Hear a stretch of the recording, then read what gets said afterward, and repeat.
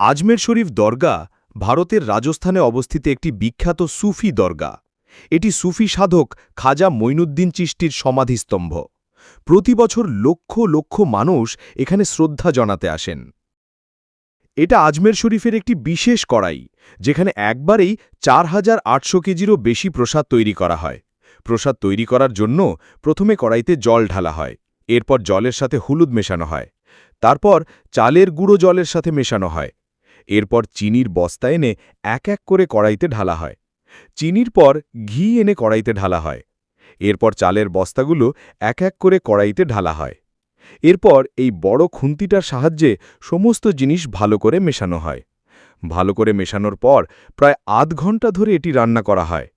ভালো করে রান্না করার পর শেষে মাখানা, কাজু ও কিশমিশ মেশানো হয়। এরপর প্রসাদটি ভক্তদের মধ্যে বিতরণ করা হয়।